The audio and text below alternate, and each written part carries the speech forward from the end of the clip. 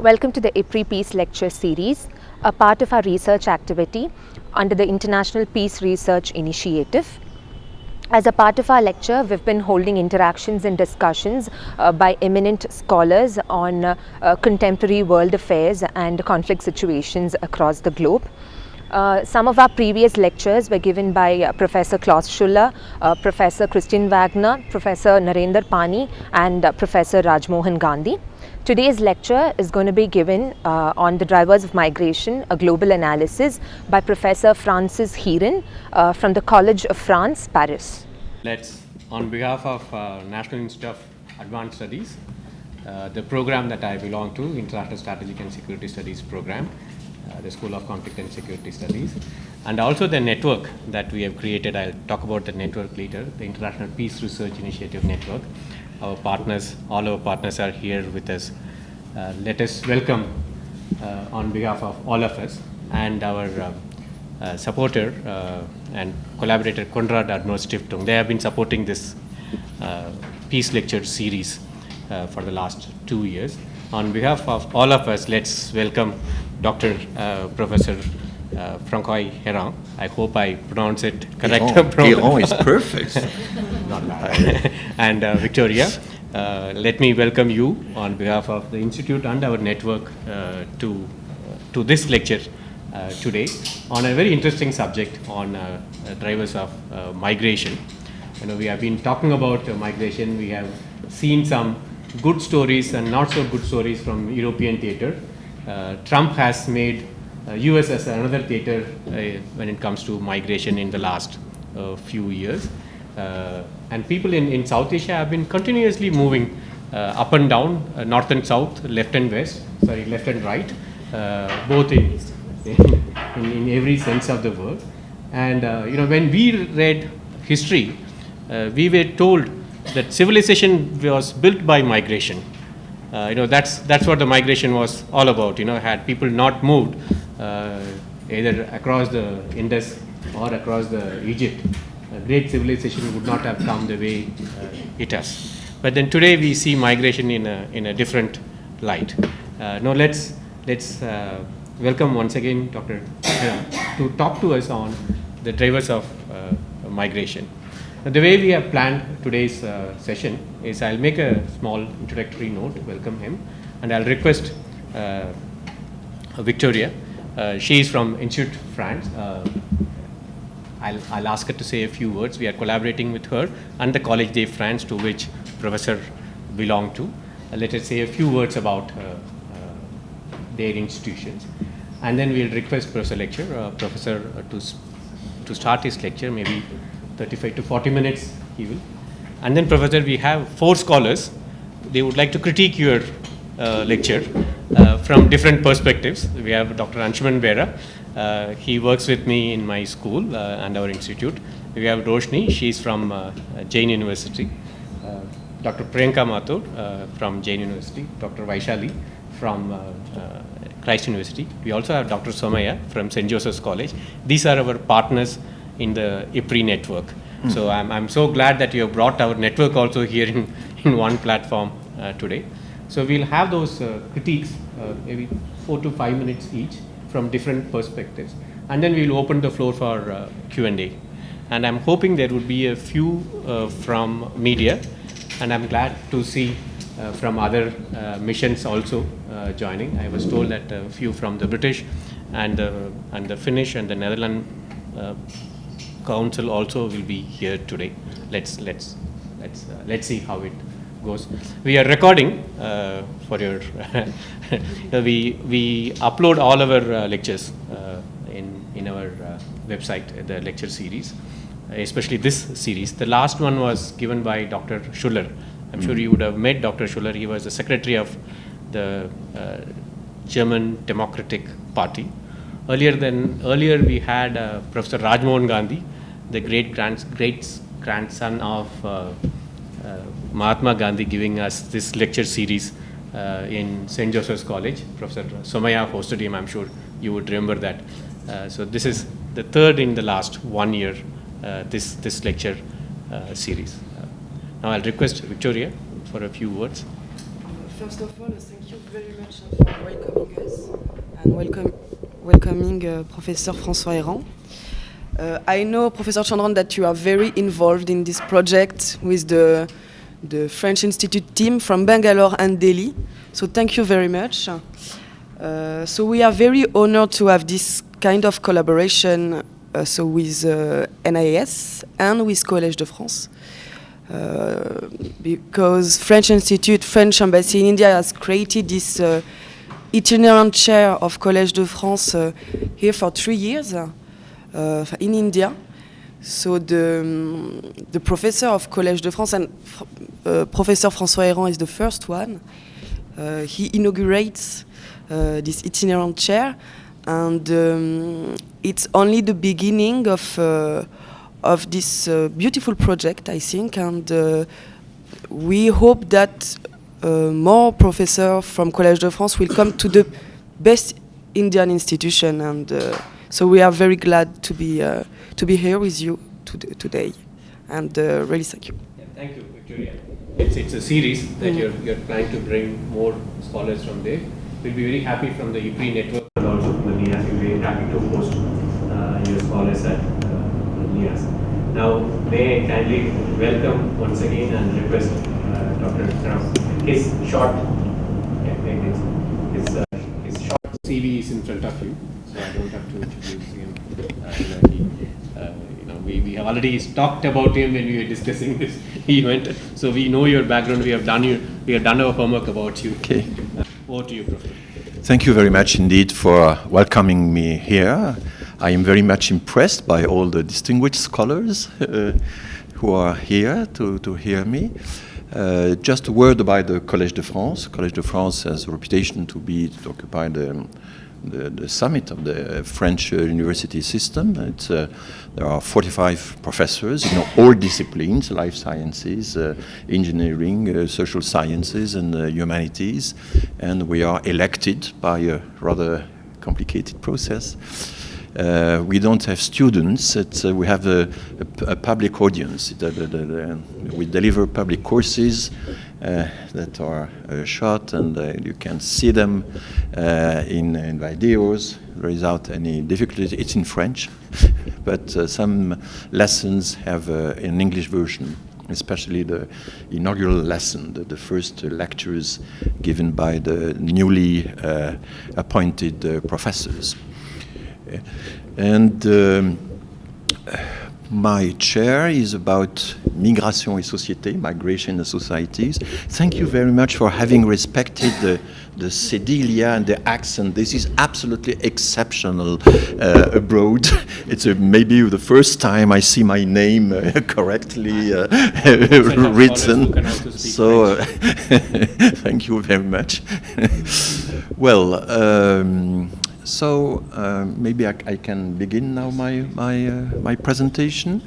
It's a presentation, well, we'll begin with very simple things, but you shall realize very rapidly that in fact when we take a global view of the migration flows, immediately some common wisdom is contradicted. There are very common ideas are challenged by just the fact that you envisage migrations not only from your perspective, from our national perspective or Eurocentric perspective, but at the global level. So the next slide, please. Okay.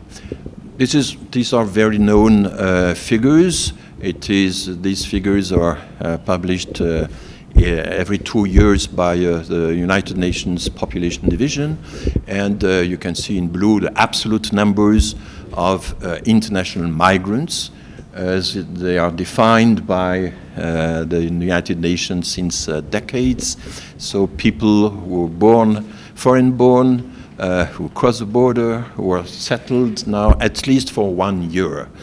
This is the official definition, and so I shall speak about international migration, but of course there are some complicated connections between internal and international migration that should be studied, especially in the case of India, and we'll see it. And in red, you have the percentage represented by the migrants on the world population. And surprisingly, this percentage is growing, but in a rather slow pace. And the percentage, 3.4, is not very high. And if you try to inflate it a little, to correct it, taking into account the clandestine, taking into account the fact that a part of the people had migrated, had come back, etc., well, as a whole, maybe 95% or 90% of the world population has never migrated, at least migrated in the sense I have defined international migration. So it's very few. Next, please. Who is commanding the... okay. And one of the reasons for this very low average, world average of migrants, is the fact that the demographic giants, the countries with at least 150 million inhabitants, do not migrate a lot. And China and India altogether make up nearly 40% of the world population. I'm very much impressed to be here in the most populated country of the world. Well, finally, they don't migrate a lot. These huge planets have an important internal migration, and if people want to improve their destiny, to some extent, internal migration suffices for this objective. And so this, of course, contributes to reduce the world average of emigration, of course. It's one of the most important factors. And you can see that Nigeria, Indonesia, Brazil, the US, the United States of America are, of course, a fantastic immigration country, but they don't emigrate, very, very few. So exceptions to this rule, there is no law in demography, just a constant observation, let's say, or regular observations. But Pakistan and Bangladesh are exception to this rule of the non-migrating giant population, giant countries, demographic giants. I've, at the end of the graph, I've selected some examples of countries with very high emigration rate.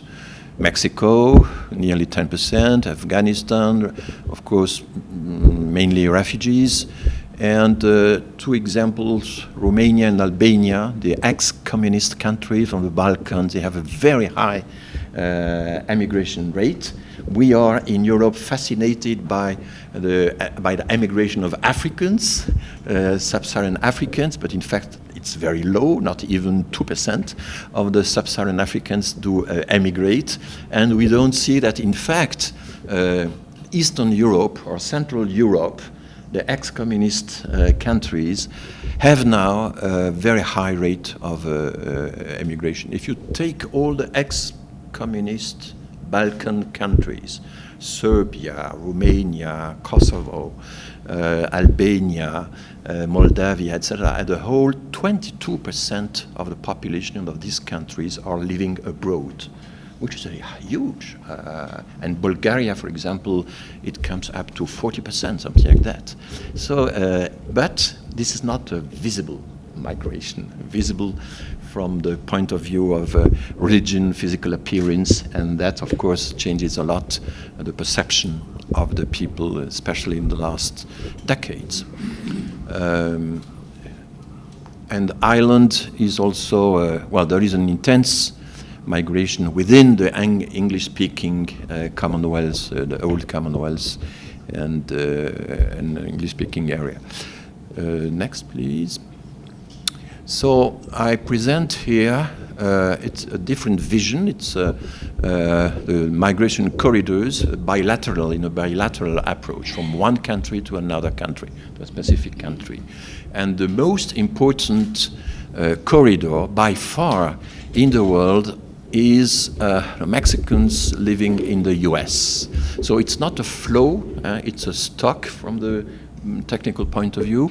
And you see the bar should have been, terminate outside of the screen, and I had to cut the bar in order to represent the nearly 12 million Mexicans living in the United States. So it's very impressive. It's by far the most important migration corridor in the world. And then you have a series of other corridors, and the first series correspond to the corridors oriented towards the US, and you can see that India is the first corridor coming from non-American continents, but it's 2.4 million people. It's far from the 12 million Mexicans, of course. But you can see that Asia and Eastern Asia, Southeastern Asia is well represented in these corridors.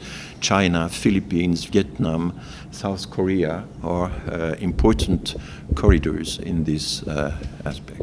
Then you have the corridors towards Europe. There are not so many.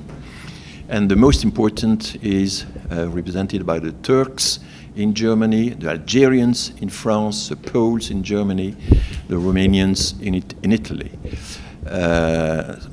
As compared to the other corridors, it's not that important. There is important corridors, we never think about them. It's all these moves from the ex-Soviet republics towards Russia. It's difficult to understand exactly what it is. Russians settled in this ex-republic and coming back to Russia, and well, you have to. But this is Central Asia is a very important center of migrations. There is a lot of moves between all the countries of Central Asia. Then on the right, you can see all the corridors focused on the Gulf countries. And as you see, India is very much represented in these flows toward Gulf countries. And the following series is about these countries attracted by Middle East and India is still present in one of them. And the last corridors. That time, India is also attracting people from abroad, especially from Bangladesh and from Pakistan. But well, it's one of the corridors in the world, not that important, in fact. Next, please. So here is another view of the number of immigrants, but I enter into the detail of the sub-regions of origin, and you can see that in absolute number, South Asia, including India, is the most important area of emigration, with more than 30 million people, 34 million people are emigrating from South Asia to another sub-region or another region. This is the way it is calculated. So you can see, of course, that in an absolute number, South and East Asia are really very much important in terms of sending countries, but in absolute value. And you can see that Eastern Europe and Central and Western Asia are also important sending areas. While Africa, Sub-Saharan Africa, is not that important. Next. If we sum up all the moves coming from descending countries, whatever the destination, we can see this interesting result that in absolute number, India is the first sending country in the world. Around 16 million people, followed by Mexico, Russia, China, etc. But of course, next please, if... Just a clarification. this number is from when? What is the baseline we are talking about? The baseline. So the source, it's an important question. The source is the global migration, bilateral migration database. This is a very important source. How is it done? It has been started by OECD 15 years ago, something like that, and then it has been developed jointly with IMF, the World Bank, the Population Division of the United Nations, and the principle is a big matrix. It's a table crossing in which all the 260 million migrants all over the world are double classified. They are classified by the country of origin, country of birth, and the country of destination. So you have, it's not only the countries, but also the overseas territories, because United Nations used to make separate statistics for all the overseas possessions. For France, Guadeloupe, Martinique, La Réunion, Mayotte is counted apart. And so you have more or less 215 entities, countries or territories in this base. So this table is 215 cross times 215, so it's a huge square. And then you can download this table and qualify each country by a series of indexes of poverty, education, mutual distance between two countries, historical colonial past, etc., etc. And you can analyze this bilateral database. And most of my data are drawn from this multilateral database, okay? And what is interesting in this database is if you have the objective of filling all the, how do you call this, the cases, all the cells.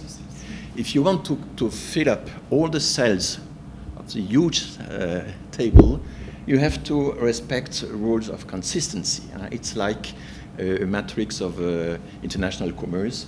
Exports and imports must coincide eventually. And so it helps you to extrapolate, to interpolate data to gain in consistency. And this database 10 years ago was not that good, but year after year it is improving. And approximately maybe 12 persons working on this database from IMF, OECD, the World Bank, and so on. It's really from my point of view, one of the main improvements we've had in the when you have to study the world pattern, the global pattern of migration. These are stocks, so it is to some extent the result of the accumulation of migrations in the last decades. There have been several attempts to convert these stocks into flows, because you have every 2 years more or less there is a new version of this matrix which is released, and you can identify the new flows from it. But it's, well, from a statistical point of view, it's not that easy. And several attempts have been made, but not always very convincing. So I'm using only the stock version of this multilateral database. So it was a very important question. Thank you for this precision. So you can see that India, yes, is the first sending country in the world, but compared to its huge population, 1,300,000,000 or 400 people, of course, it's a very limited fraction of the Indian population which really has emigrated.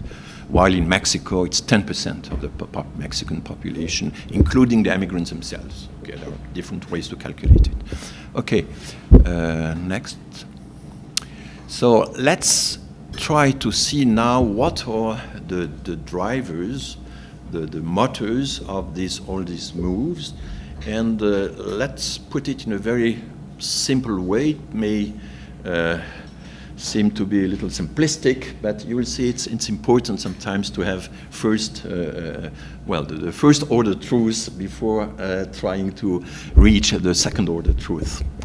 As you know, maybe the World Bank regularly updates the brackets of the 4 categories of national income per capita, and this is the present state of the division between low-income country, lower middle income, upper middle income, and high-income countries. And let's use it, let's apply this categorization, this classification, to the bilateral migration database. Next. So if we look, for example, let's read this table horizontally, and you can see that people born in low-income countries, they migrate. And how are these migrants distributed? Well, a lot of them migrate to another country at the same level of low income. Most of them to just the following step, low and middle country, but and to the high income level, it's only 26% of the migrants from this level. And you can see that if you go to migrants from high-level income countries, there is a gradation, there is an increase, a regular and strong increase in the proportion of population migrating to the rich country. So the poorer a country is, the less it migrates to a rich country. And this is absolutely contrary to the common idea we have on the migration drivers. In France, for example, we have a sort of a proverb, which had been formulated by Michel Rocard, who used to be a prime minister in the 80s, while François Mitterrand was the president of the Republic, and he told that we cannot receive la misère du monde. Nous ne pouvons pas accueillir la misère du monde. We cannot we cannot host all the misery of the world. And this sentence is constantly repeated, and President Macron, 30 years later, has still, at several occasions, repeated this sentence. And there is the idea that, yes, if we are not vigilant, the misery of the world would migrate to Europe, and especially to France. And so we have to take drastic measures in order to avoid that. But in fact, we have never welcomed a misery of the world, because the misery of the world essentially migrates in poor country or semi-poor countries, but not to the rich country. And reversely, if you look at the last line, people migrating from high-level countries never migrate to low-income countries.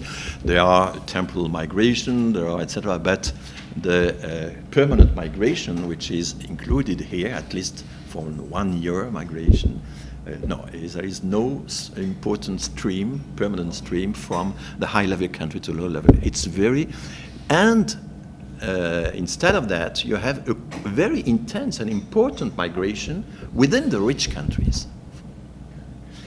And so this is absolutely contrary to our common ideas. Next.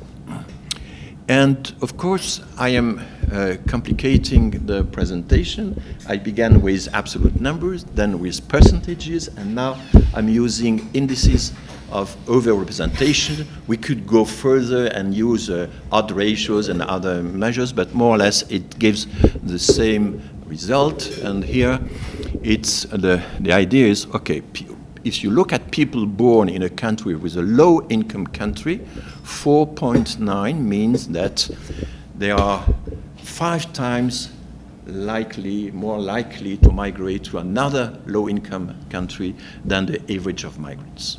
Okay, so migration from a poor country to another poor country, they are overrepresented among the low-income country migrants, and there is a very irregular classification, and you can see that at the opposite people from higher income level countries migrate through other towards rich areas. There is something funny and revealing here, the fact that all these overseas territories, isolated by United Nations statistics, they don't have, the World Bank does not identify their GDP, because what is the GDP of La Réunion, what is the GDP of Guadeloupe? It doesn't make sense because the links with the metropole, with the mainland are complicated. And so I decided to isolate these overseas territories in a special category. And we realized that there is an important, proportionally of course, an important move from rich country to the overseas territory. And it has something to do with retirement migrations, but also maybe it is an attraction to overseas territory with no fiscal, with no taxes, and maybe you have sort of informal migration for fiscal reasons, which appears indirectly from this exploitation of the database. Next. Now it is a little complicated, but let's look.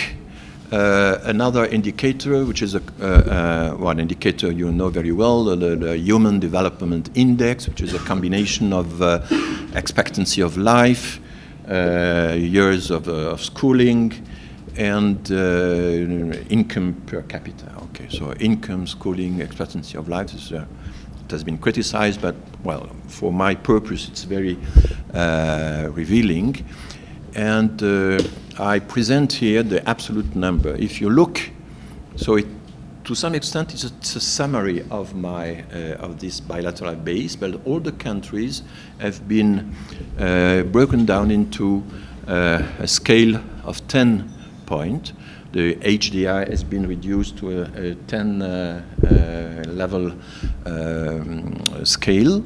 So origin and destination. So if the poorest countries were to migrate to the richest country, the next, please.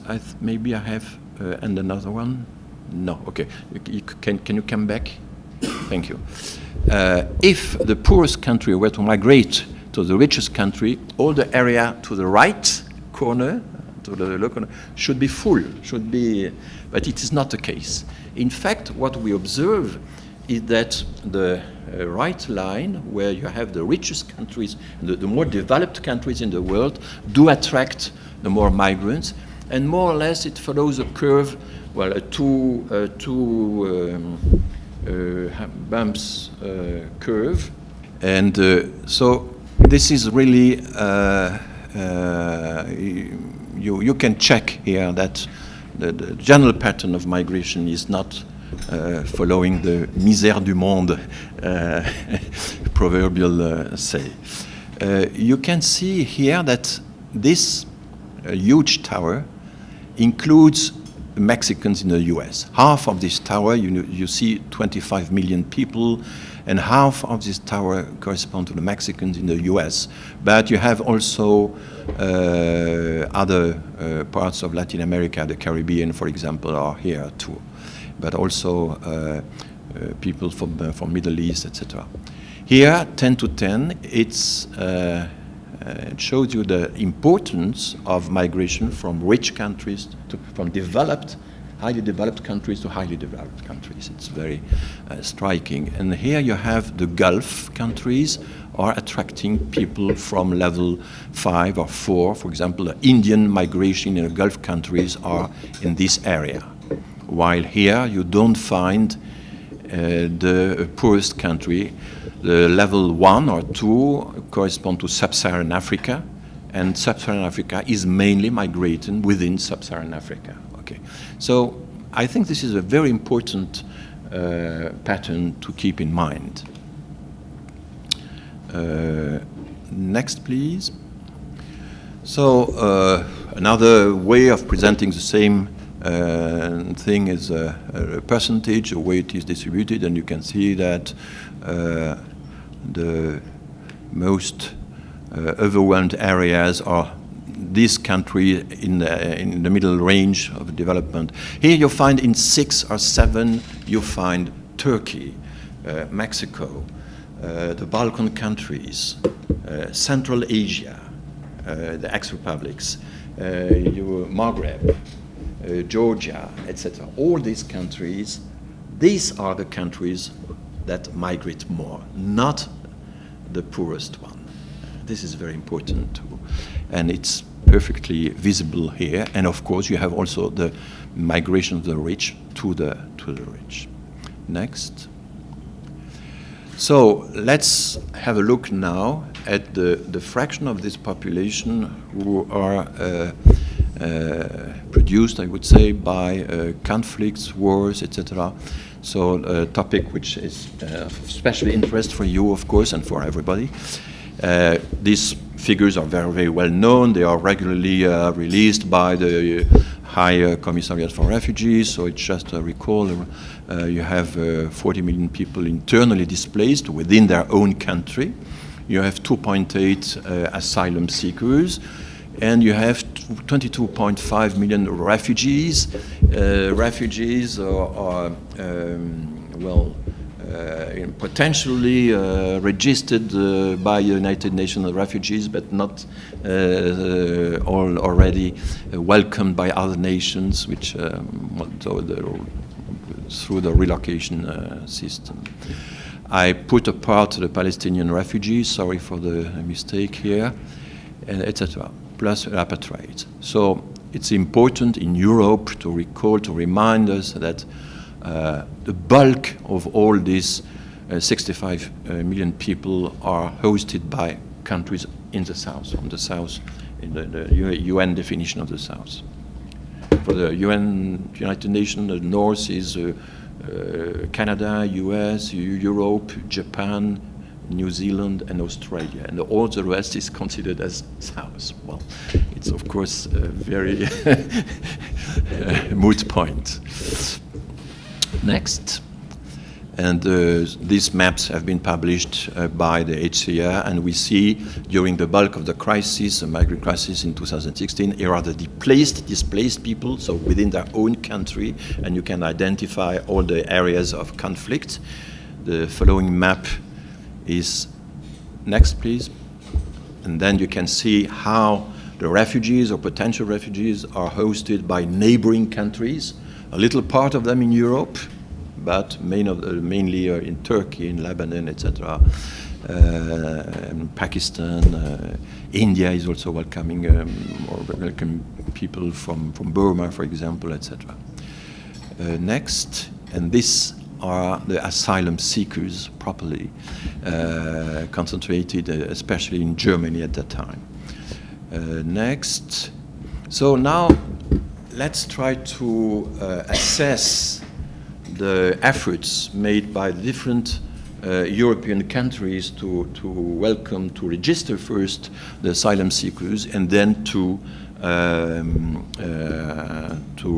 give positive decisions towards them. Here is, in 2016, you had, this was corresponding to the bulk of the migrant crisis, and this is the absolute number of asylum application. I had to cut the bar here because the Germans go up to this area, and so in 2016 they registered 750 million applicants, and they gave positive decisions to approximately half of them.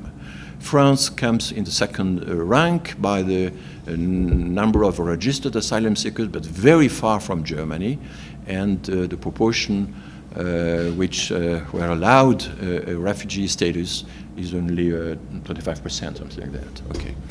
But, well, it's difficult to make these comparisons because we deal with absolute numbers, and all these countries have very different sizes. And I'm advocating, and this is very difficult because all the political debate is invaded by absolute number. It's very easy to impress our public opinion with absolute number. But in fact, if you want to compare the relative burden, the relative effort made by each country, you have to take into account the population of this country, the wealth of these countries, and sometimes the surface of these countries. And if you do that, what happens? Well, next please. What happens is a complete reclassification of the countries. Of course, now you have Sweden. So this is the number of protections granted to asylum seekers in Europe per million population for 1 million inhabitants. And you see that Sweden is at the head, followed by Germany, Austria. Then you find Malta and Cyprus, these two island states in the Mediterranean, exposed in first line to the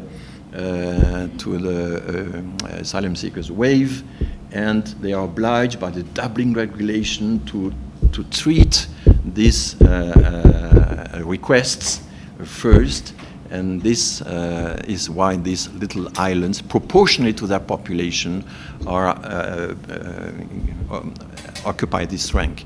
Then Switzerland, Norway, etc. This is a European average, and France is only at the 16th or 17th rank. And when I try to explain this to my compatriots, they don't want to believe me. But it is a very simple modification of the results. When you compare the prices of two flats, you compare the flats per square meter. When you compare the quantity of salt in two products, you look at the quantity of salt for 100 grams, and so on and so on. If you compare mortality, road mortality in Greece and France, of course, we have 4 times more deaths in the roads in France than in Greece, but Greece is a little country, and if you look at these figures by according to the population or the extension of the network or the number of vehicles, of course the relation is completely reversed, etc., etc. This is absolutely basic and Eurostat itself, the statistical office of a European community, is doing this kind of calculation, but they don't put it really in very visible. And so my job is to some extent to make this visible and to launch these figures into the public debate, as I made in the last 2 weeks. And you can see here some countries in a very for example, yes, Italy and France are at the same level. We don't have any lesson to give to Italy. Italy has no lesson to give to France. All these quarrels are stupid. You can see that UK is completely apart. UK has absolutely done everything to escape from the asylum crisis. They did nothing. They took advantage of the insularity, of the remoteness from the theater of the operation, and this makes more remarkable the fact that the Scandinavian countries, which are also very far from the theater of operation, did pay a lot of efforts to welcome refugees. So, and France, to some extent, also exploited its peripheral situation. We are at the periphery of Europe. We are not at the center of Europe as Germany is. And here you have to explain the position of Spain and Portugal, very low. The explanation is that these countries were, during decades and decades, emigration country. They did not welcome refugees. To the contrary, they produced refugees. And so they are not equipped legally, from an administrative point of view. They don't have the legal and administrative equipment to treat asylum seeking. In Spain, for example, the staff dedicated to welcome the asylum seekers, it's only 140 persons. 140 persons, it's nothing. In France, it's approximately 1,600, and in Germany, it's 6,000 people dedicated to the institutions in charge of welcoming the refugees. So this is important to look at the law of finance in order to see what is exactly the importance dedicated to to the staff, to the institution in charge of this situation. So Spain and Portugal and all the other countries with these red dots correspond to the ex-communist countries. Well, there are several reasons. They have no colonial past, so no migration from their ex-colonies. That is, of course, an important fact. They have been isolated by communism during 4 decades, and the communism has isolated the people, and people are not at all familiar with the presence of non-European workers, because non-European workers in Western Europe contributed to restore the economy after our 2 world wars. So the history of migration has something to do with the history of the world wars and so on. And they have also this narrative, historical narrative, which defends Christianity against Islam, and this is very important. So a lot of causes are combining to explain and it's not only Viktor Orban in Hungary. We are fascinated by the speeches of Viktor Orban, xenophobic speech, etc. But in fact, the other countries of the same area do exactly the same, whether they have a liberal regime or an illiberal regime. This is important from the point of view of political science. Next. And here the story, quarter by quarter, from 2014 up to now, up to June 2019. And you can see, and this is the number of asylum requests registered per million population. So you can see that Germany raised here. It's interesting to see that the famous statement by Angela Merkel in August, at the end of August 2015, did not launch the movement. It took place exactly at the mid-slope. So the charities in Germany had already begun to welcome the population. And Angela Merkel just confirmed to a certain way the movement which was already operating. And so she did not open the doors, contrary to what has been told away. Then the deal with Turkey, which stopped migration. And then what you observe is that Italy took an important part, more relatively, to the population. France escaped from the crisis. It's absolutely visible here. And now it's joining more or less the European average. And Greece is now taking the burden on its shoulder. I can introduce other countries. Next, please. And this is more complete. You can see that Sweden had already reacted positively to the calls of the HCR. And Sweden is climbing here out of the frame. It's the Netherlands to Austria, and then Germany. And what happens now, the countries take into that account their population, which are really welcoming migrants, are Greece, Cyprus, Malta, all these countries exposed to the pressure of asylum seeking. And France is here. And now the official discourse in France is we are now the second country and nearly the first country in Europe by the number of asylum applications. This is horrible.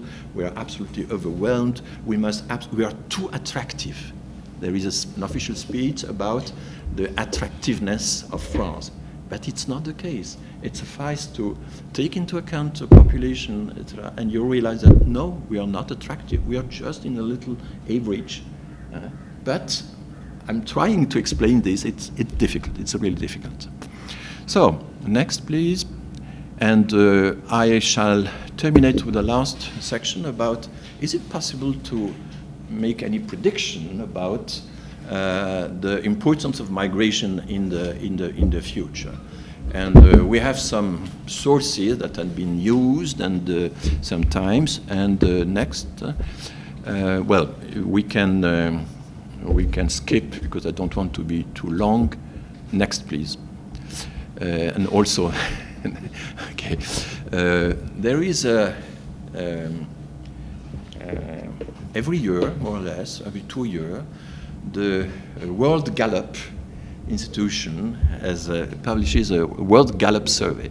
Gallup conducts survey in all the world about any kind of subject, and they take advantage of their surveys in all the country to introduce some permanent questions about the desire for migration.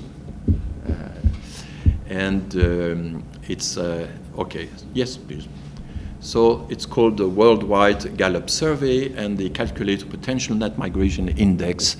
For example, in the last publication, they began 10 years ago, you have surveys conducted in 152 countries on adults aged 15 and plus, so 500,000 adults in the samples. It's a huge database, world database. It's very interesting. Next. And what is the question? The question is, ideally, if you had the opportunity, would you like to move permanently to another country? Or would you prefer to continue living in this country? And 50% of the world population say, yes, I would prefer to live in another country. 15%, of course, if you take into account the number of adults in the world, it's, an impressive figure, 630 million. So it would double the number of migrants which already exists. And so this measures migration desires. Next. And if you look at the results, what are the regions where this desire to migrate is highest? Sub-Saharan Africa, 1/3 of the Sub-Saharan population would like to migrate in another country. Then Latin America, Europe, the non-European Union, mainly the ex-communist Europe, 26, not far from Sub-Saharan Africa. It's more or less the same order of magnitude. But if you look at the European Union, 21% of the people in the European Union would like to migrate. The French, for example, 18%, the British 25%, etc. This desire of migration is huge. And what is very interesting, and I would like to have your opinion about this, East Asia, South Asia, and Southeast Asia signal themselves by the fact that the desire to migrate is very low. Maybe it is due in part to the fact that you have huge countries with a possibility of migrating internally in the country to satisfy your desires. But it's striking to see how the difference between these figures. And I would be interested to have your opinion or your hypothesis about this pattern. Next. And if you look at the world records, what are the countries in which this desire beats all the records? Well, countries in conflicts, countries in poor situations. So Sierra Leone, Liberia, Haiti, Albania is here, Armenia, etc. Of course, Syria, but Syria is under Albania, for example, which is a little strange, etc. So countries in a very bad situation with conflicts and so on. Next. And what are the preferred destination, the most attractive country? The US. If you extrapolate from the survey to the real numbers, 158 million of people would like to migrate to US and 20 million from China. And Canada, Germany, France. If you look at the variations of this list from one survey to another, because it has been published 3 times now, for example, you can see that UK is now lower because UK was not at all hosted nobody during the crisis, and this is known, while Germany has risen, etc. There is, it's a little sensitive to the evolution of, etc. The recent evolution of next. Well, the problem is, can we take these figures seriously? These are ideal questions. Ideally, if you had the opportunity, So ideal questions give ideas to people, of course. And I've already mentioned the fact that even the Europeans have a lot of an important desire to migrate. Next. Now, in fact, during years and years, the Gallup survey did not publish the results of the other questions. And it was under the European pressure and the project of research led by the joint research project of the European Union that Gallup released the results of other questions which were asked in the same surveys. And in fact, the second question was, are you planning to move permanently to another country in the next 12 months or not? And this question has been asked only to those who would like to move to another country. Okay, so you realize that only 8% of the 15% who ask, yes, I would like to migrate, only 8% of this 15%, it means 1.2% say, yes, I am planning to migrate within 1 year.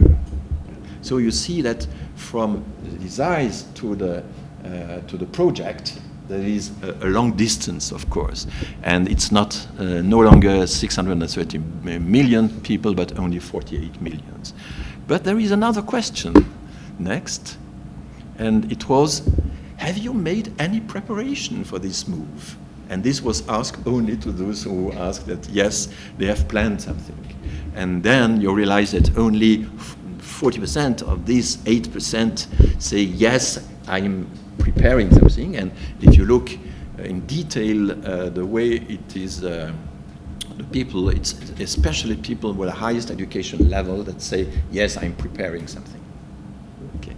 And so at the end of the day, only 0.5% of the world population is really making a preparation to migrate in the next year.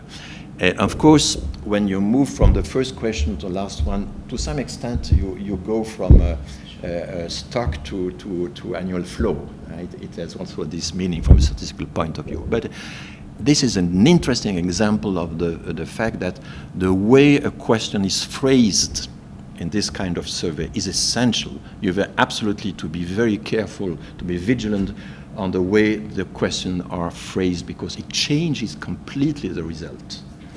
And I think the next, yes, and another source, but I will not elaborate on it, is this strange institution voted each year by the US Congress for a series of countries which are not represented in the previous migration flows, or there is a lottery, the green card lottery.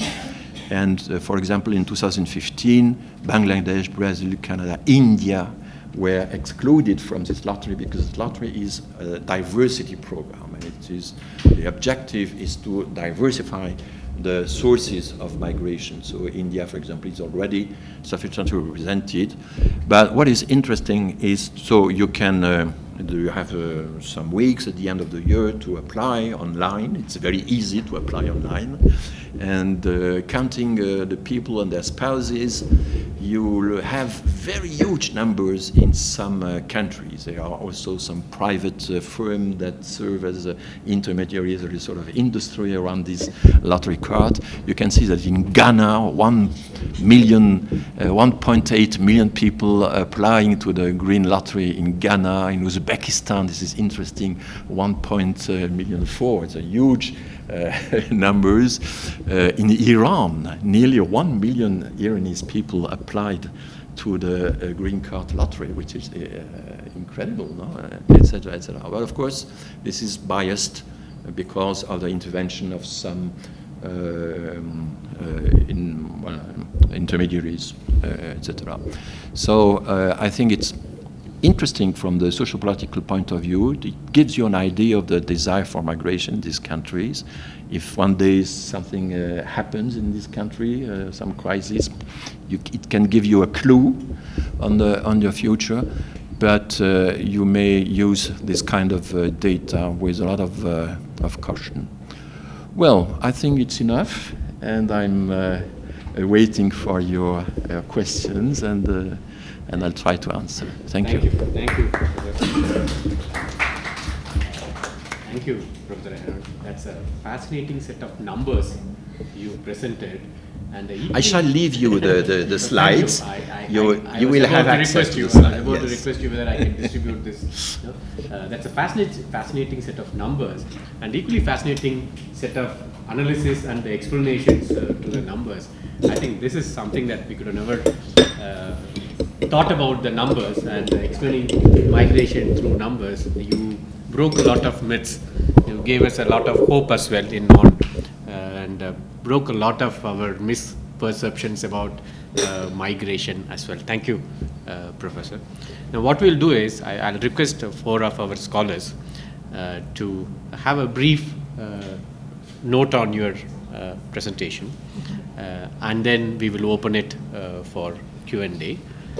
They would speak with a specific region or a country in background and try to analyze it. But first I'll request Priyanka, Dr. Priyanka Mathur. She is our migration expert. She has been supervising many migration studies in India. I think she must have supervised more number of MPhil PhD thesis on migration than anybody else in this part of the world. So I'll request her to comment on your note. 4 minutes around. On behalf of Jain University, really want to thank you so much for being here, Professor Héran. It's absolutely been, I would agree with Subha's word, the word, fascinating with numbers. But being more of a qualitative researcher, there are times when I feel that numbers hide certain stories, which, we tend to gloss over or maybe push under the carpet. And there are definitely certain glaring issues that I find in the numbers that very briefly you put forward. I'm sure there's lots more that you would like to speak about. There's a particular contradiction that I saw where you are making a statement that the poorer a country is, the less it migrates to a rich country. But in some of the other slides and the numbers that we are seeing here, we are seeing that some of the biggest, movements are from Bangladesh to India. And that is definitely poor to rich. And in our region, we are really grappling with the socio-political, economic, context of that particular migration. In the 2018 UNGA Assembly, Donald Trump had said, I don't like to quote this man, but still, he said that any long-term solution to migration is to build more helpful futures in our own country, that is to make their countries great again. And keeping that in mind and seeing the repercussion and the outcome of anti-migration policies that are there in South Asia and in Europe right now, I feel presentations which focus on numbers and the data that we're coming out through here, they look at just structural and economic context and when ignoring the social and the political context. And particularly in South Asia and the region where we are situated at this moment, migration is an issue which is intrinsically interlinked with the political. We cannot ignore the political, especially the idea of the political will. So I feel that that particular context is totally missing and maybe can be looked at. I'm also a gender expert, if you may say, and I love to look at, I'm currently engaged with a lot of studies with gender, and I see the gender story completely missing here. And I'm sure we'll have fabulous gender narratives that can come out if you also look at that second lens through this. Maybe when we're looking at drivers of migration in Europe and in the world today, I was looking at a couple of reports yesterday evening while thinking of coming here. I'm sure you've heard of the GCM, the Global Compact of Migration. At the UN level in December right now, we are reviewing the GCM and the GCR. And it would be interesting to see how trends and the data that you're looking at would map with what the GCR and the GCM are looking at. I know the US, I know Europe, Australia, many of the countries have pulled out. But the fact is, if we are looking at a solution, we're looking at why, and we're asking the questions as to not how and how many, but why and what now, then we do need to locate it within that context. So just a few initial observations. Thank you, Priyanka, especially bringing the gender narrative into the discussion. Now I'll request Dr. Anshuman Behera. He works on left-wing extremism in India. He is also part of our conflict resolution program. Anshuman? Yeah. 3 initial kind of responses. These are not what Subha initially said, the critiques, but observations. one thing I'll start from the point where actually you concluded about the desire to migrate. If you can bring in another aspect, which you actually in the middle of your presentation you mentioned about the capacity to migrate, necessarily hinting on the economic capacity, low incoming kind of groups and all that. If you see, the desire versus capacity to kind of migrate, if you can bring in another aspect to it, the aspiration to migrate, it's not merely the desire because of the compulsions involved in a particular territoriality, but in the most of the Chinese and the Indian kind of case, if you see the migration to US, UK and other developed kind of countries, these are always pegged with the aspiration to migrate. Aspiration for a better future, aspiration for economy or whatever. So how, and then the second important aspect I would like to highlight that is the whole debate about migration a perceptional kind of issue. It's all about perceptions.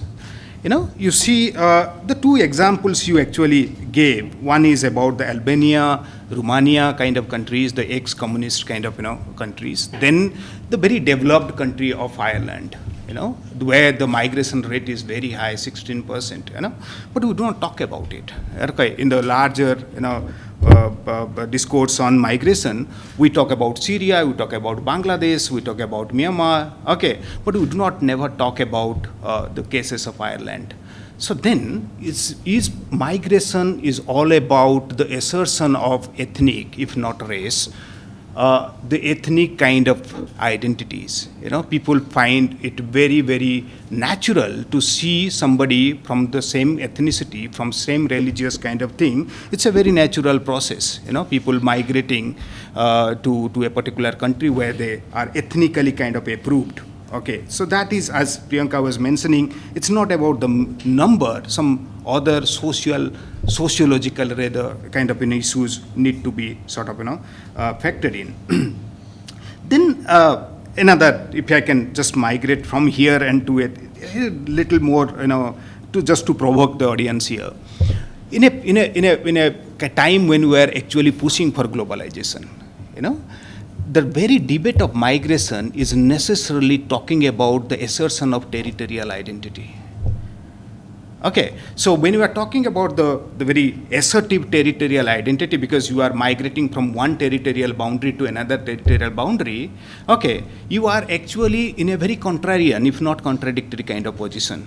You are talking about the world should go for a government, it should go for a globalized kind of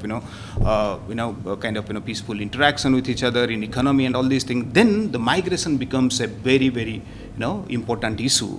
Are we actually placing it in a position where we do not actually have a kind of position? How do you actually interact with globalization in one side, push for globalization in one side, and the territorial assertion in the name of migration on the other? These are my initial comments. Maybe on the Indian case I'll come later. Yeah. Thank you, Anshuman. Now I'll request Dr. Vaishali. She's teaching in Christ University. Thank you so much for the opportunity, sir. And thank you for bringing the quantitative aspect of the migration, which we study largely from the cultural perspective, this part of the world mostly. Me being the scholar who is mostly interested in non-traditional aspect of international relations, I would like to highlight certain things which I found, if we can incorporate further in the entire set of analysis when we talk about how global it is, the analysis per se, as the title suggests. So in that, I have to basically I tried to understand it from the perspective of the categories which we have to understand the migration per se. First is, are we also including the rural to urban migration? Because in each and every country, there is a set of rural population and urban as well. So which kind of category we are trying to incorporate here in this? Second is, there is also a category of formal and informal migration. So as ma'am has rightly pointed out, there is also a gendered narrative to migration. Under what category we fit into the gendered narrative, either informal or informal. And the third aspect, which is about that when we talk about how global it is, are we trying to concentrate ourselves to the traditional countries which were since last 50 years, 80 years, mostly responsible for the migration from third world countries to the first world countries, or we are trying to understand the second world countries as well, second set of countries as well. The other important factor, the model which I think we should probably be figuring in, or that can give us an add-on to what we have, it's just a loud thinking. And I'm also extending the factor which Anshuman sir has explained here. How far dependency model can be implied to this, and understand that the dependency model, which is mostly explained and exercised in political economy.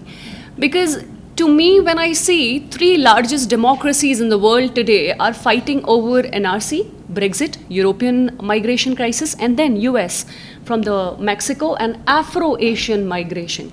So how far that has a reverse category to play, where core and periphery, which used to interact in colonial times and in neo-colonial times, is interacting in terms of migration and formal labor force. So all these are pertinent categories which I would like to probably look further, if I have to, as a person who is curious about how this migration is working. Second point related to this is a political narrative. So we have three set of factors when we talk about drivers of migration: macro, micro, and meso.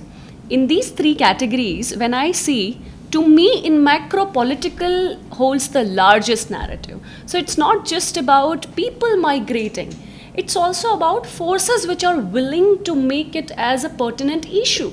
So when you will see the entire narrative of NRC in India, the entire election revolved around that. Even when we have today discussion about Trump and also Boris Johnson, the entire discussion is about how far this can become a political narrative and this can sustain as a political narrative.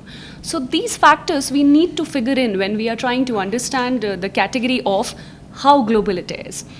Second most important aspect, just as the gendered narrative, we also need to understand that there is another emerging category of migration, which is climate migrants, and how far we are able to incorporate them when we talk about the global category. Because we may not have the evidence of proving this as an emerging category, but down the line from island when we'll have climate migrants. But down the line 20 years, as we are seeing the depletion further, and the efforts being made to tame it down are, as compared to that, are lesser, we might have this problem as well as compared to the other problems relating to the migration. That's it. Thank you. Yes, Roshni, she works in Southeast Asia. Roshni. Thank you so much for this opportunity. And I think some of the points which I wanted to comment on has already been taken up here. The first, as Priyanka ma'am and Vaishali ma'am has already discussed on the gender perspective, that how the gender narrative has been absent or does not find a say in the in Sir's presentation. Now, coming to a couple of, the field that I'm working on, refugee studies in particular. Southeast Asia has always been a home to different refugees across, and especially from being, coming from a country which has been a host to many millions of refugees across the region. Now, in Southeast Asia, there is more of internal migration that is happening rather than, the number is three times than the international migration that this region is witnessing. So how do we, like I remember you started off the presentation by saying that there is a complicated relation which is there between internal and international migration. So how do we then look at this internal migration that is happening in Southeast Asia in contrast to the other kinds of migration that is happening across the region, across the world?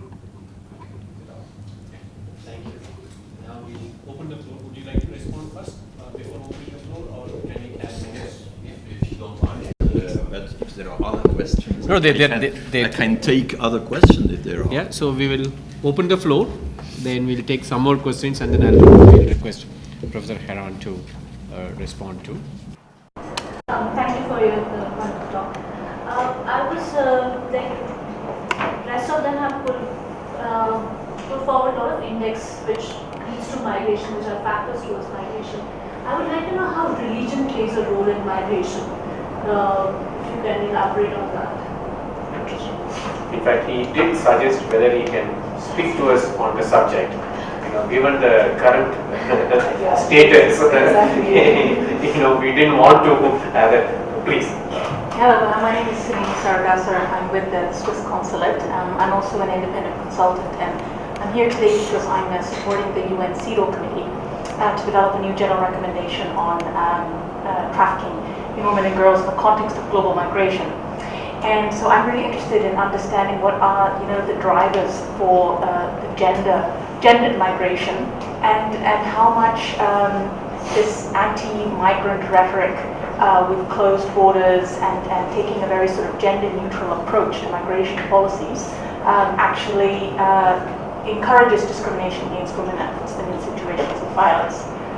So I'd be interested in knowing, perhaps if you don't have the answers about that, if you would be able to give me some good sources of people collecting data on that. Okay, we'll come back to if there are any other queries, we'll come back in the next round. Well, what a fantastic set of questions. Thank you very much indeed for this.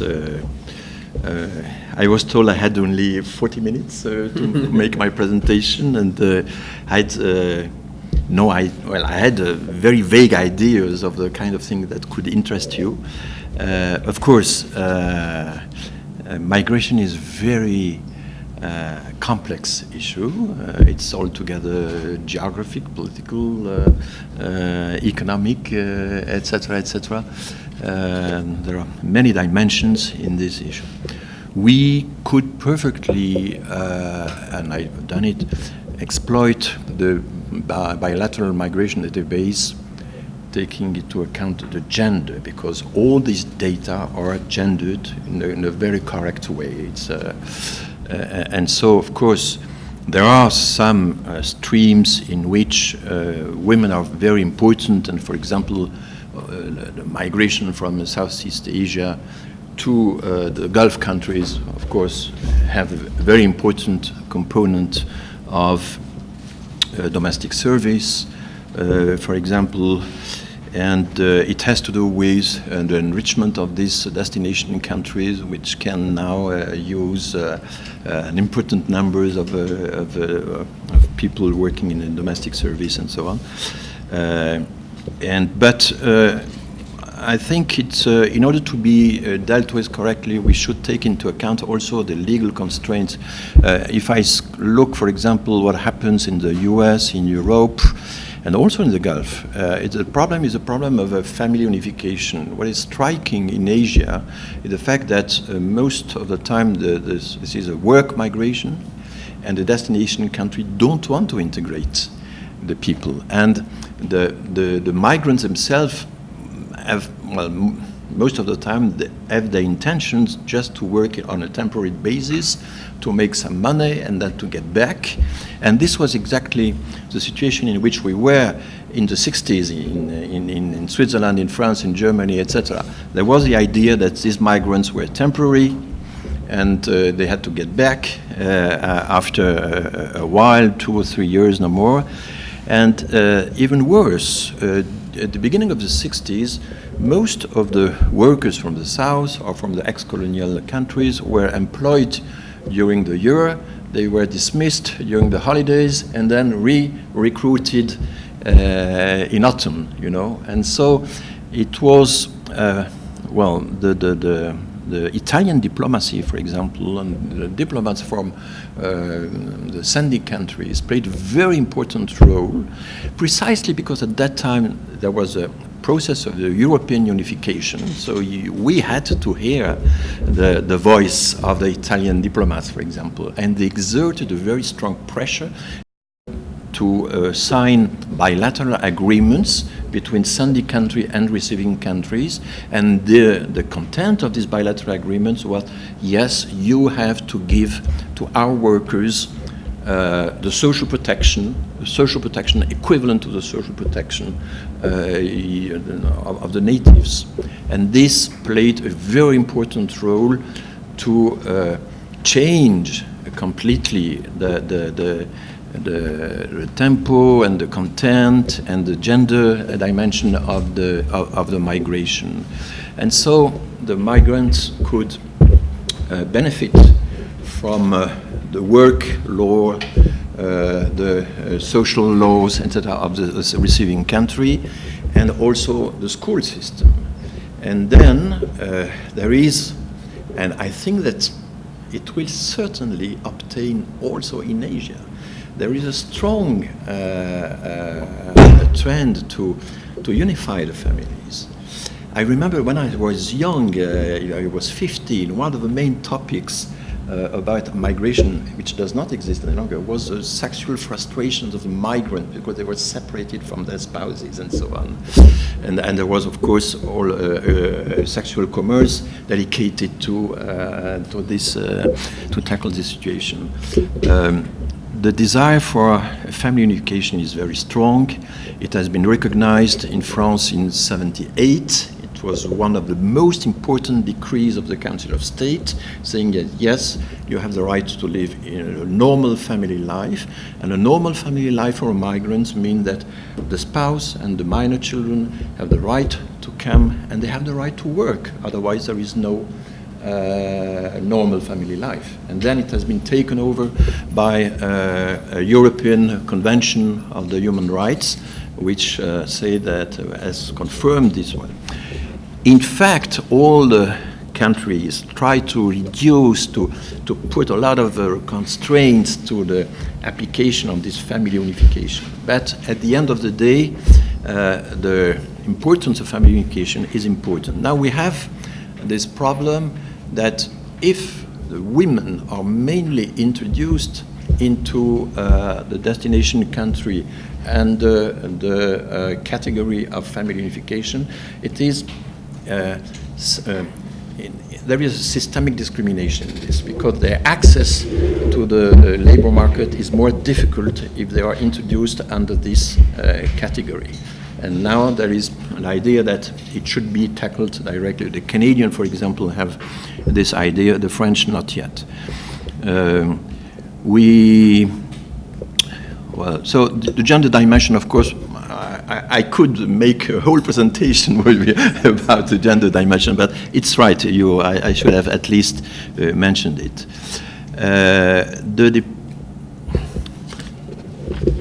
The dependency, yes, the qualitative aspect,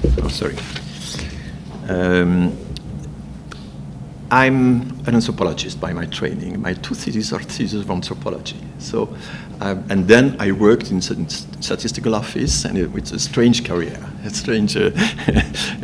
I'm absolutely convinced that there are very strong links between qualitative and quantitative research. And just to give you an example, I'm absolutely, for example, when I read statistics about all the permits of stay with family dimension, and I cannot interpret these figures without reading the anthropologists who followed up families during years and years, and who are able to explain me exactly what is the consequence of each article of law on the family life of the people, and how they spent years and years before obtaining, for example, a permit of stay under such article, etc. And so the interplay between the qualitative and the quantitative research is very important. But I think that numbers, especially if you make international comparisons, is very important to identify the first order truths, as I told you. There was a fantastic work of harmonization of statistics developed by OECD, very fantastic work. 15 years ago, I could not have been able to make this kind of presentation.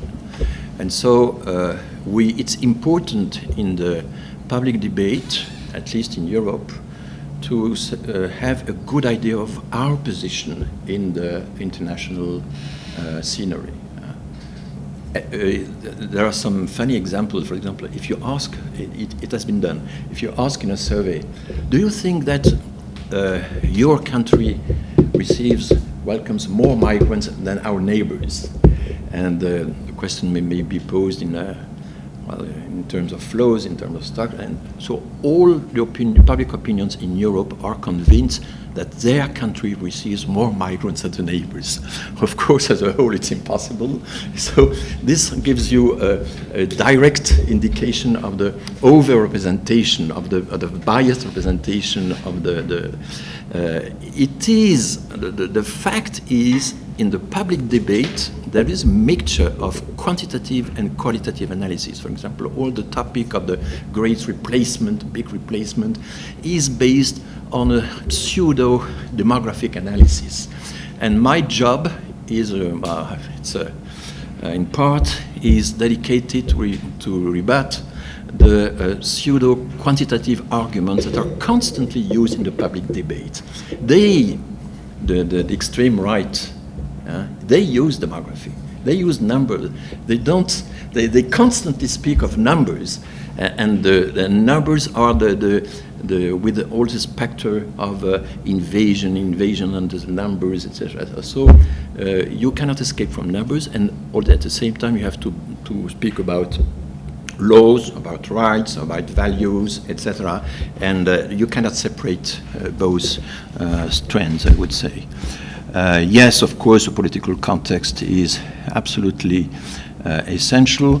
I was in the 17th of September delivering a speech in the French National Assembly. About 48 MPs were present, and we discussed during 2 hours about the figures, the way it should be represented, and just before the debate in the Assembly and the Senate ordered by President Macron about migration. And so it was the first time really that 4 or 5 researchers of my institute, Institut d'Immigration, has been heard by the MPs.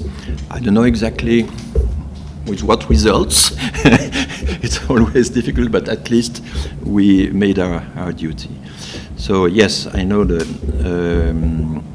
Global Compact. It's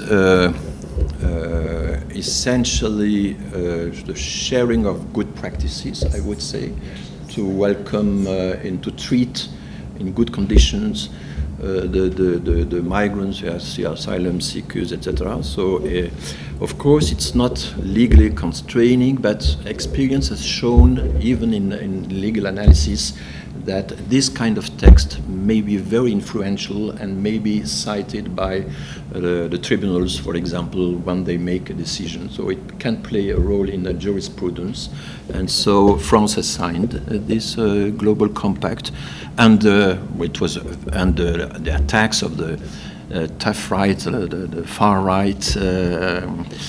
But yes, and I've participated myself in the UN in New York in some experts meeting to prepare this global compact. The desire to migrate, aspirations. Yes, there are aspirations to migrate, but the problem is to have the means to fill these aspirations. That is where your capacity comes, right? That is exactly where the capacity comes. Yeah. And to me, the numbers of the figures I've presented show this, that if migration is so strong objectively in these semi-developed countries, for example, I could have taken the example of a fertility rate. There is an idea that the overpopulated country will naturally migrate to the under-fertile country. It's not at all the case. The Balkan countries beat the world records of low fertility, 1.2, 1.3 children per woman, and nevertheless they migrate to countries with a higher fertility. And I've already spoken about the sub-Saharan country where there's some locked countries or have still 7 or 8 children per woman, but they don't migrate because they don't have the means to migrate. They are too poor to migrate. And this is one paradoxical aspect of the climate migration. Some researchers say that some part of the climate change, for example, the progression of drought, could have this paradoxical effect to impoverish the people and diminish their capacities to migrate instead of rising the immigration level. This is a paradox. Okay, so you can say that, for example, the rising level of the sea may displace the people, and you have last year the World Bank has published a very interesting report on displaced people, mainly within their own country,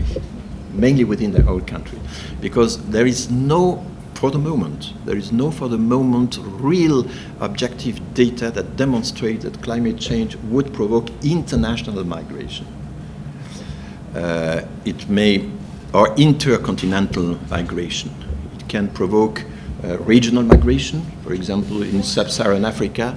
And there is an interesting phenomenon.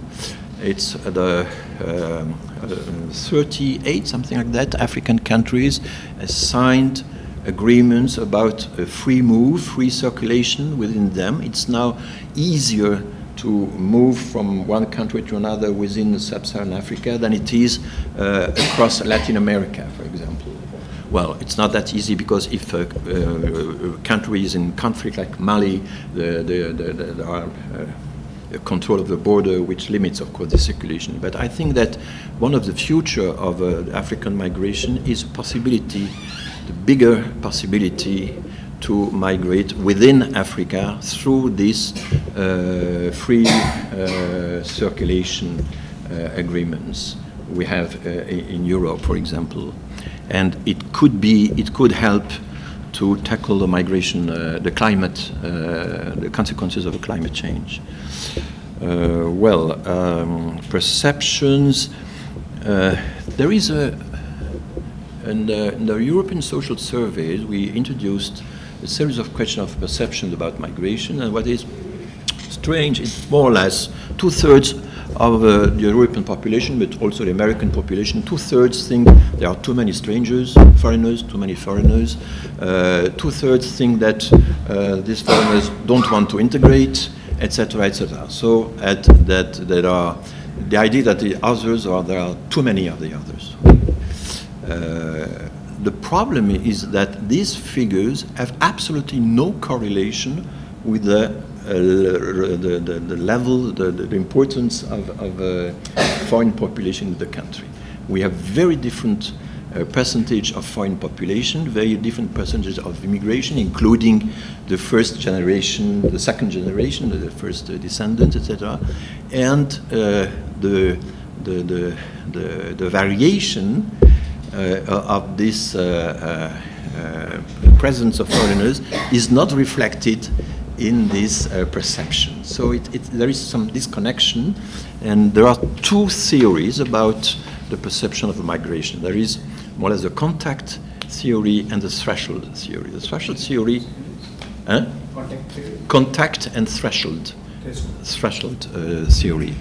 And the threshold theory says the more migrants you have, the more unbearable it is, the more you're reacting, etc., etc. So this was the classical theory. That xenophobia was proportional to immigration to some extent. But the contact theory says more or less the opposite. And it is confirmed, they say that when we are living in an area with no migrant, and suddenly the first visible migrants appear, then immediately it provokes very strong reactions. This is exactly what happens in Western Germany, in Europe, in Oriental Europe. In Western Germany, in Eastern Germany, ex-communist Germany, before the crisis, migrant crisis, you have not even 4% of the population were migrants or children of migrants. Not even 4%. Whereas in the ex-Federal Republic, you have 22% of the population, which is migrant or children of migrant. In France, it's nearly 25%. And in Hamburg, it was around 25, 26. But the xenophobic movements, Pegida and then AfD, raised in the areas with very few migrants. So this illustrates the theory of the contact. So the first contact creates. So maybe the reality is a mix of both theories, you know. But the idea that the perception of the public, the general public, reflects an objective demographic reality. No, this is not true, and the relationship is much more complicated. Ethnic identity, of course, but ethnic identity is something created. It's not something. It depends very much from the familiarity you have. In France, all the black soldiers after the end of the Second World War were completely surprised by the way that they were welcomed by the French population. We were accustomed to the presence of black people, whereas the army separated the white and black. It was still an apartheid regime, etc. This is not. I don't think there is anything innate in any population. It's socially created, socially constructed. It's an experience and familiarity with visible migrants is very important, and this it makes an extreme difference. So now, of course, we have this problem with Islam. Every time we have an attack, it consolidates the cultural identity instead of destroying it. According to me, it's at least what I'm observing. And we must be careful because, well, I'm always making the comparison with the drivers. You have millions of drivers. Some of these drivers are very bad drivers and take a lot of risks. Some of these risky drivers are killers, etc. And the problem is not to say that all the drivers are killers. The problem is to say, well, what are the conditions, what are the factors that explain that you convert yourself from an ordinary driver to a risky, dangerous driver, from a dangerous driver to a killer, etc. And more or less it's the same proportions as a transformation between the ordinary Islam,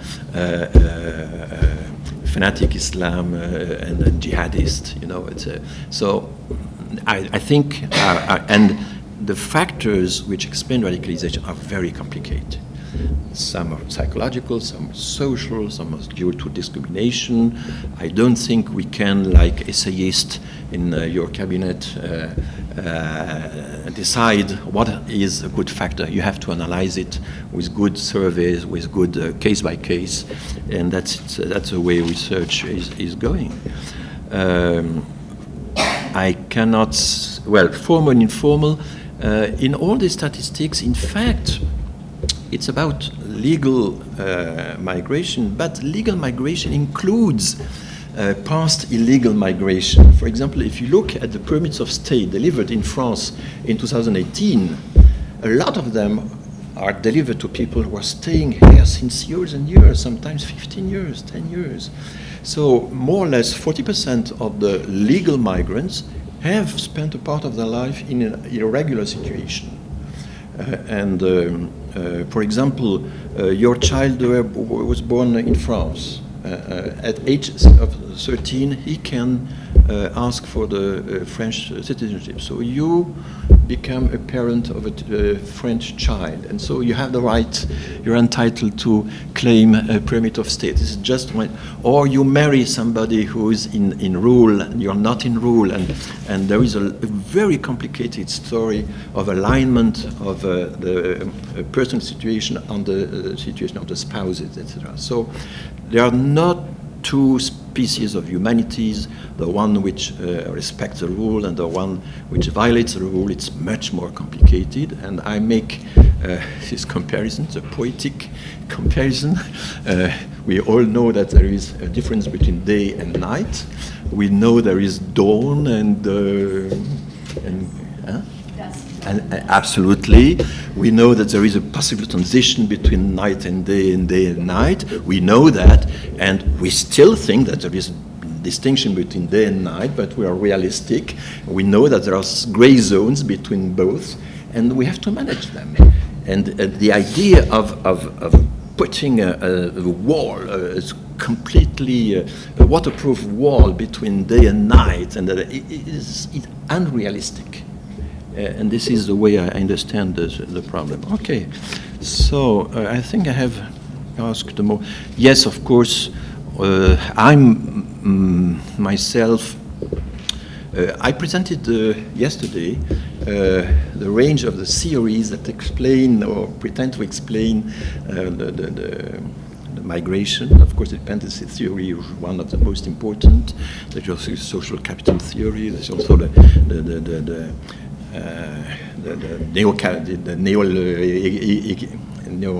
neoliberal economic theory, etc., with all the family variants, etc. There's a mixture of theories. I myself, I believe that the dependency model has a very strong explanatory power, but it was out of my presentation. And that's it. And of course, political narratives are very different, but I think that statistics is not something abstract. It's not a tool for domination. I'm not following Foucault's vision of numbers. I think that statistics is a public good. Everybody should be able to use this public good and to use it and to objectify some of our controversies and help contribute to the public debate. Thank you. Okay. There are any other queries? No? Sir, would you like to? Yeah? There are no other queries. We'll bring this session to an end. There is one question that you raised on why not much from Southern and Southeast Asia migrate to, or do not want to migrate. If I could answer that, what I say is kind of holds good for the India and South Asia. Like the love for the land that we come from. It's just not India, it's just not my state, it's the village. That if I ask my mother, she would always say, whatever her achievements may be, she would want to die in the place where she was born. This love for this land, or love for to leave this part where you were born. I think that if you the same question, if you ask, the people ask, would you like to migrate? And if you ask the same person, would you like to die in your own place, or would you like to die in US or in Greenland? I think 99% would say, whatever may be our achievement, that we want to go back. I think that is what the cultural aspect of the connection with your land. Even my mother would not come and stay with me here, despite because that love for the land. It's more of a cultural issue. True, there is aspiration-based migration, especially this generation. But the previous generation, or when this generation becomes the next previous generation, I think it's more cultural. If you ask them, I think that I hope it holds good across South Asia. And the family values. I think these are the two things. If you ask me, that it doesn't let us move from the place where you. If I may say a word about it, it's a very interesting observation. There are, it's not a received denomination, but we have some post-mortem migration. People who want to be buried in the origin country. And this is very important for some migration flows, and especially the Muslim one. But at the same time, what we observe is the capacity of the people, much more important than we thought, of being integrated in two places at the same time.